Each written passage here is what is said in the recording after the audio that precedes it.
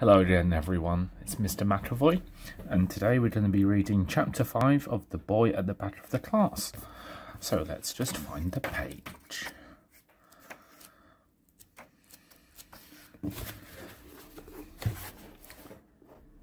Chapter 5, The Refugee Kid.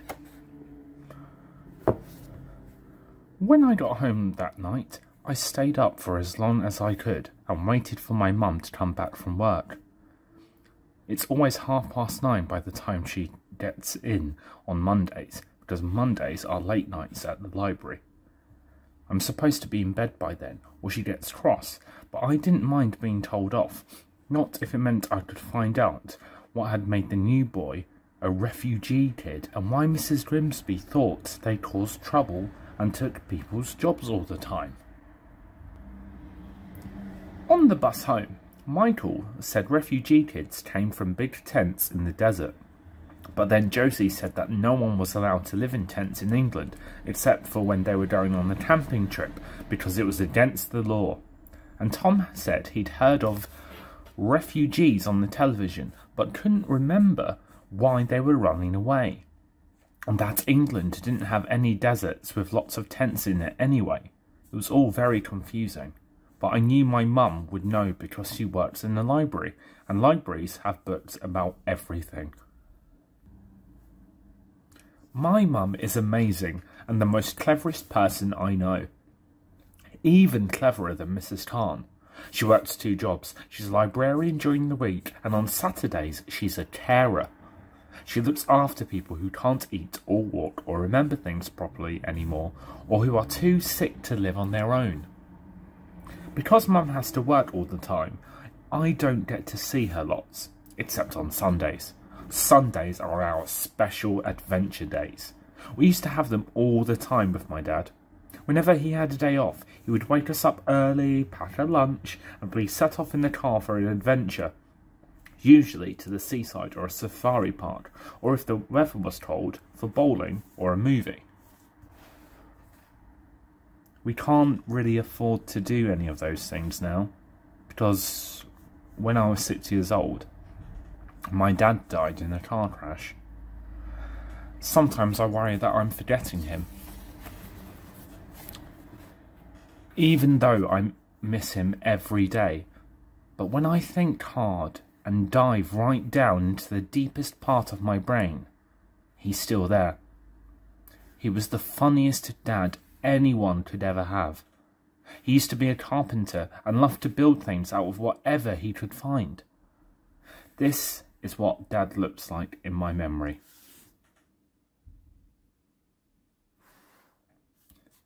He always talked a lot more than Mum and loved to make up stories, but more than anything he loved listening to music.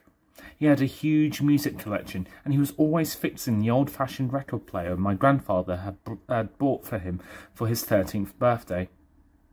He taught me how to play the big black discs on it, and how to polish the large golden sound horn properly. Mum was going to sell it last year to help pay the bills, because apparently the older something is, the more money it's worth. Only for things, that is, not people. But luckily, my Uncle Lenny made her give it to me instead. Uncle Lenny's my mum's brother, and is the best uncle in the world, even though he's married to my Aunt Christina, who I don't really like, and has a son called Jacob, who likes breaking things. He tried to visit us at least once a week, usually on his own. He's always asking me if there's anything I need. I love that about him. And I'll always love him for helping me keep Dad's record player. It's in my room now, but I never play music on it unless Mum is out of the house. She doesn't like me using it very much. I think it reminds her of when my dad used to dance around with her after he'd made a chair or table he was proud of, and it makes her too sad. I'd been playing one of my dad's favourite old records to stop myself from falling asleep when I suddenly heard my mum's key in the door. You can always tell when it's her key in the door, and not my Uncle Lenny's, because it jangles the loudest. I quickly turned the song off and ran to the living room. "Well, hello there, Munchkin," said Mum. I could tell she was surprised to see me, because her eyebrows had jumped up and disappeared into her hair. What are you doing up so late? I can't sleep, I said. Ah, she said, giving me a hug. She looked at me with a frown and touched my forehead. She always touches my forehead when she's worried about me. You're not feeling ill, are you? I shook my head. Have you had your supper? I nodded. I usually have a tin of soup and a bread roll for supper on the nights Mum can't make it home in time for dinner. Mrs. Abbey from next door comes and helps me make it when she knows I'm going to be on my own. She's old and has trouble walking, but sometimes she makes me fish fingers if she's feeling well. My favourite soup is tomato soup because it reminds me of tomato ketchup. Ketchup is one of my most favourite things to eat in the whole wide world. You can add a dollop of ketchup to any dish that's not a dessert, and I'll bet you my pocket money it'll make that dish taste instantly better. It's third on my list of top foods, after chocolate and ice cream that comes in a cone from an ice cream van. Well then, said Mum as she put her bags down, let's see if a little hot chocolate doesn't put you to rights. Come and keep me company while I have some tea. I'm not that hungry today. I followed Mum into the kitchen and watched her get out the cocoa jar and switch on the kettle. And then, before I knew it, I asked, Mum, what's a refugee kid? I didn't really mean to blurt it out like that, but sometimes my mouth does things my brain isn't ready for. Mum stopped what she was doing and stared at me. A refugee kid? She asked, with a frown on her face. Where did you hear those words? At school, I said. Someone called the new boy in our class a refugee kid. You've got a new boy in your class? I nodded. And Mrs. Khan didn't tell you anything about him?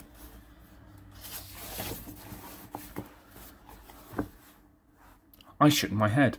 Only that he's called Amit, and he's never been to London before. I've been trying to make friends with him, but he doesn't talk to anyone, so I can't tell if he wants to be friends back.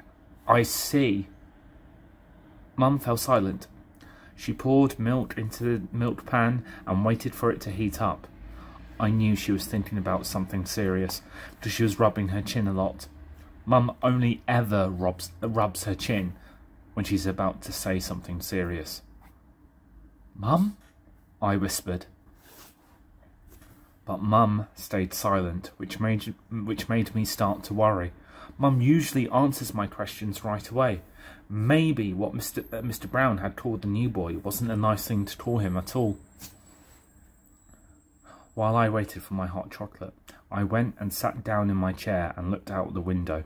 Our flat isn't very big, but we have a small table near the window with 4 chairs around it.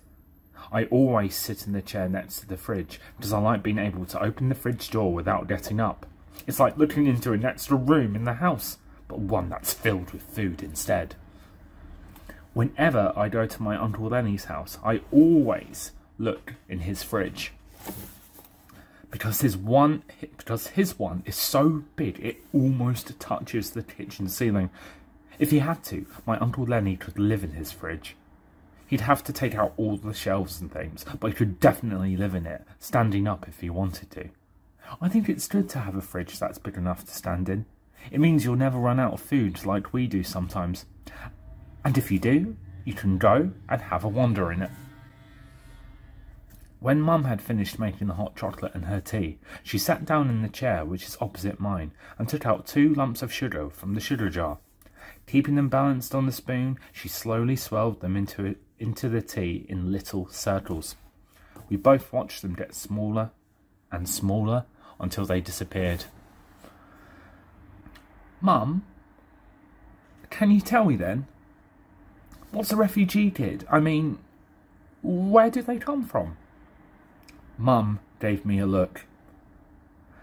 She has at least 20 different looks that give me a secret message, and I know what all of them mean. This one meant, stop asking me. Then she said, do you remember those lifeboats on the telly, darling? The ones with lots of people squeezed in that you were asking about? I nodded. It'd been in the middle of the summer holidays. Mum and I were in the sitting room. She was doing a crossword and I had been colouring in some drawings I'd done. And the news was on in the background. The TV screen had suddenly changed from a woman reporter standing on the beach to a video of lots of people in boats in the middle of the ocean, all looking scared. I felt sorry for them and asked Mum what was going on. "Do you remember what I said?" asked Mum. "You said that they were trying to find somewhere new to live because their home wasn't nice to live in anymore." Exactly, my love. They were what people call refugees. And children, like the new boy in your class, are called refugee kids because they've had to leave their homes and travel very far to try and find a new house to live in. "Do you mean like Dina?" I asked, wondering if Dina was going to be called a refugee kid in her new school too. She had to move to Wales because her mum and dad couldn't find a house in London. Mum shook her head. "Not exactly," she said. "Dina's mum and dad wanted to move. They had a choice. And they wanted to live in a much bigger, nicer house than the one they already had. But refugee kids have been forced to run away because bad people have made it impossible for them to stay. Those bad people drop bombs on their houses and destroy all the beautiful parts of their cities. And the places where the refugees used to live have become so horrible and so scary that they can't live in any of them anymore. So they walk for miles and miles and get into boats to travel to countries they've never been to before and go to strange places they don't know just so they can find somewhere that's safe enough to live in again." "Oh," I said quietly.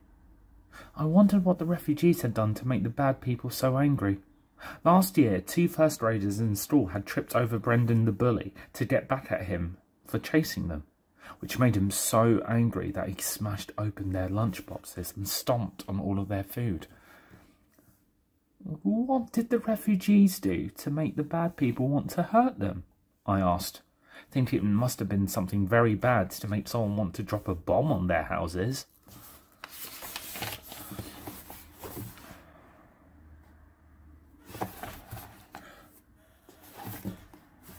Mum shook her head. "Nothing at all, darling. The bad people are just much stronger than they are, and they like to feel big and powerful by bullying them. You see, some people think that by taking things away from other people and hurting them, it gives them more power. And the more power they have, the more they want and the greedier they get. So they go on hurting more and more people until everyone wants to run away." "Just like the bullies at school," I said, feeling angry. "Well, I guess it's sort of like that," smiled Mum. "Except the bullies the refugees are running away from are a lot bigger and far more horrible. They force people to leave everything they ever had behind, even the people they loved most in the world." I thought about the new boy and felt sorry for him. Maybe he'd been forced to leave behind lots of things that he loved most in the world, and that's why he didn't talk to anyone and needed so much seclusion.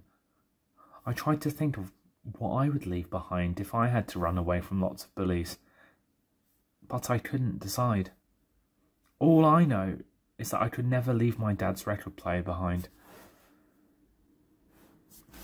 or his favourite hammer, which is still in the bottom kitchen drawer.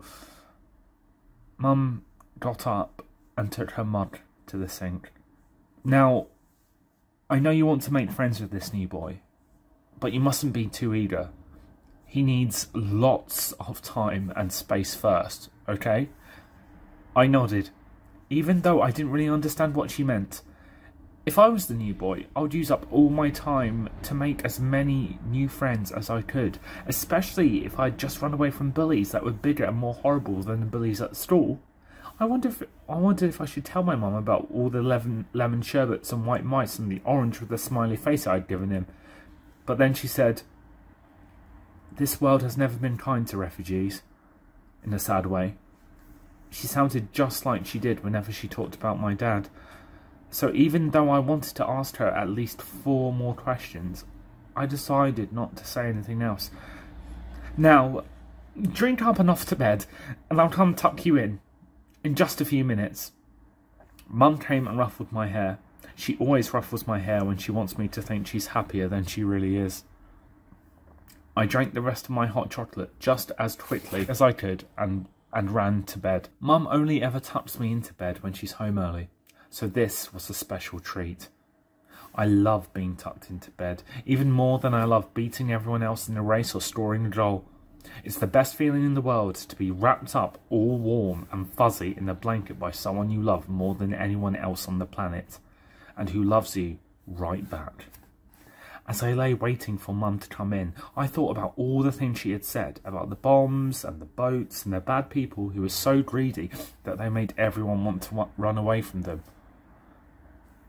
I had so much to tell Josie and Tom and Michael, especially as I don't think their mums and dads would have told them half as much as what my mum had told me.